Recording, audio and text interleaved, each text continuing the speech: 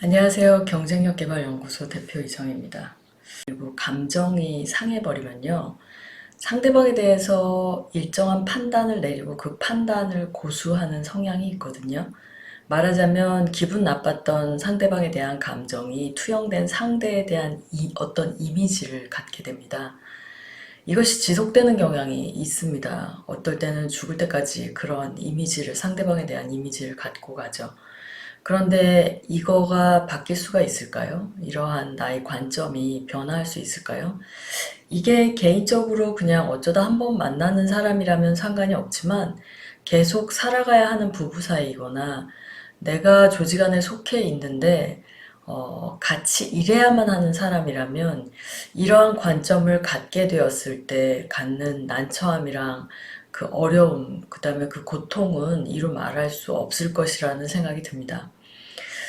저는 조직에서 이런 광경을 종종 많이 목격을 하거든요. 상사가 부하 직원한테 이러한 관점을 갖고 있잖아요. 그러면 부하 직원은 조직 생활을 하기가 굉장히 힘들어지게 됩니다. 누가 틀렸는지에 대한 논점은 두 번째로 치고 이런 상황 자체가 조직에서 굉장히 빈번하게 나타난다라고 하는 것들을 말씀드리는 거죠. 우리 마음속에서 만약에 새로 고침 기능이라는 것이 있어서 타인에 대한 어떤 부정적인 감정이 있었다고 하더라도 그런 것들이 새로 고쳐질 수 있다라고 한다면 어떨까요? 그런 기능이 과연 우리한테 있을까요? 그것이 가능하려면 근데 조건이 있습니다. 사람들 내면 세계에 수용이라고 하는 것의 자세가 필요합니다. 이 수용이라고 하는 것은 억셉턴스라고 표현할 수 있는데요. 이것은 리더십과 동기부여에 굉장히 중요한 역할을 하는 특성인데요. 다시 말해서 무엇인가를 수용함으로 인해서 사람들은 자기 자신의 감정적 박스 안에서 저장되어 있던 과거에 휘둘리지 않게 되죠. 그냥 냉정하게 쳐다보게 됩니다. 상대방의 생각이나 상대방의 감정을 우린 잘 인지를 못하죠. 나의 감정이나 나의 상태를 더 집중하거든요. 조직 안에서 내가 감정적으로 부정적인 감정을 갖게 된 사람들을 대상으로 수용하는 자세는 이렇게 이루어집니다. 첫 번째로는요, 어, 다른 사람, 내가 감정적으로 기분 나쁜 감정을 느꼈던 그 상대방에 대해서 문제 해결에 대한 책임감을 갖도록 상대한테 요구하는 것입니다. 이게 참 쉽지가 않을 것 같지만 나는 당신한테 기분이 나빠 라고 얘기하는 것보다 당신에게 어떠한 문제 해결에 대한 책임감을 갖는 게 좋습니다 라고 이야기하게 되는 것이죠. 그리고 그와 동시에 타인이 그 문제로부터 벗어나기 위해서 우리가 개입해서 도와주어야 할 필요가 있을지에 대해서도 깨달아야 한다는 점입니다.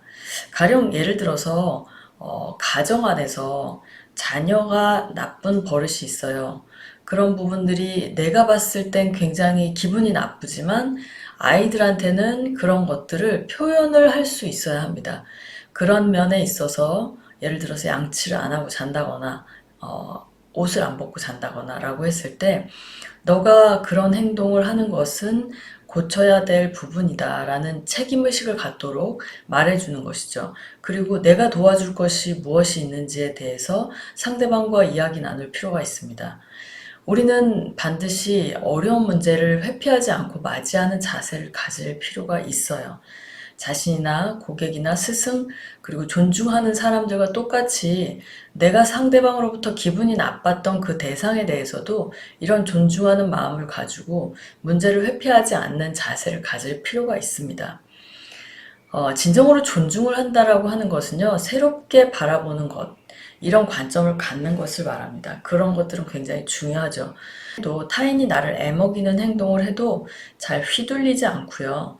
자신이 힘들어하는 한 영혼을 무시하지 않았는지 확인하기 위해서 상대방을 새로 보려고 하는 노력을 합니다. 그게 참 어려울 수 있죠. 그러기 위해선 자기 자신을 좀 냉정하게 그리고 수용적인 태도를 가지기 위해서 노력을 해야 합니다. 직장은 상당히 기대 수준이 높은 곳입니다. 가정은 그냥 이해하고 넘어갈 수도 있죠. 근데 그것이 자녀에게 또는 배우자에게 안 좋은 습관을 계속 만들어 나갈 수도 있기 때문에 그것에 대해서 책임의식을 갖도록 종용하는 것은 굉장히 중요한 부분이라고 판단을 합니다. 직장에서는 기대 수준이 높죠. 나에 대한 기대 수준도 높고 내가 남한테 기대하는 기대 수준도 상당히 높습니다. 마땅히 그래야 한다라고 생각을 하고요. 사람은 그 기대에 맞춰서 행동을 하게 되어 있죠. 하지만 누구에게나 흠이나 불완전한 면은 존재합니다. 따라서 불완전한 능력을 가진 것이 그 직원의 잘못이 아니라는 사실을 수용하는 것은 굉장히 중요한 것입니다. 우리는 타인에게 많은 것을 기대해야만 하지만 타인이 성공을 돕지 않고 옆에서 지켜보기만 해서는 안 됩니다. 그것을 도와주어야 하죠. 그리고 그것을 이해해야 하고 그것에 대한 대화를 나눌 수 있어야 합니다. 상대방의 약점과 상황을 극복하기를 원한다면 조금이라도 도움을 주고 격려를 해줄 필요가 있다는 것을 깨달아야만 합니다. 자기 자신이 수용적인 자세를 가지고 있는지에 대한 부분을 한번 짚어볼까요? 여기서는 7가지 질문을 던지고 있습니다. 그 질문에 대해서 내가 어떤 상태인지에 대해서 한번 체크를 해보면 어떨까 싶습니다. 첫 번째, 나 자신의 이익보다 조직의 이익을 먼저 생각을 한다. 대부분의 사람들은 나의 감정, 나의 의견, 나의 이익에 집중을 하지 조직의 이익에 집중을 하지 않습니다. 두 번째는 사업상 중요한 우선순위를 가진 일에 집중을 하지만 인간적인 요소를 배제하지 않는다라는 점입니다. 이런 점이 있는지 한번 체크를 해보시죠. 세 번째는 타인 간의 관계를 신경 쓰기 전에 자기 수양을 먼저 쌓는다라는 점입니다. 자기 수양을 쌓는다라고 하는 것은 참 중요하지만 대부분의 사람들은 자기 자신을 돌보는 일을 그렇게 열심히 하지는 않는 편이죠. 네 번째로는 역경 속에서도 자기의 신념대로 행동을 한다는 점입니다. 그 책임은 온전히 자기 자신에게 있는 것이죠. 이러한 태도를 가지는 것도 굉장히 중요한 부분인데 실질적으로는 어떤 역경이 있으면 타인 또는 환경 탓을 돌리는 경향이 굉장히 많이 있습니다. 그리고 다섯 번째로 쉬운 길을 택하고 싶은 충동을 누르고 장기적인 관점을 갖는다라는 것입니다. 사람들은 쉬운 길을 가고 싶어 하죠. 사실은 그럼으로 인해서 더 돌아가는 성향이 더 많다라는 것을 저도 오랫동안 살아보면서 느낀 것 같습니다. 내가 쉽게 가려고 했을 때 더 많이 어려웠었던 거죠. 여섯 번째, 다른 사람을 존중하며 효과적으로 문제를 사람과 분리해내는 것입니다. 사람을 경멸하거나 사람을 싫어하는 일을 억제하는 것, 자신의 감정이 그런 것들에 동요되지 않는 것은 굉장히 중요한데요. 그것 역시 쉽지는 않습니다. 그러나 노력하면 되는 일이죠. 그리고 일곱 번째는 하기 불편하지만 꼭 해야 하는 일에 매진을 한다는 점입니다. 도전을 회피하지 않고 맞서는 거죠. 내가 하고 싶지 않고 불편하지만 그걸 해야 되는 일에 매진을 할 줄 아는 자세나 태도를 가지고 있습니다. 여러분들은 이 7가지 중에 어떠한 성향을 가지고 있습니까? 여기에 해당되는 면을 강화시켜보면 어떨까요?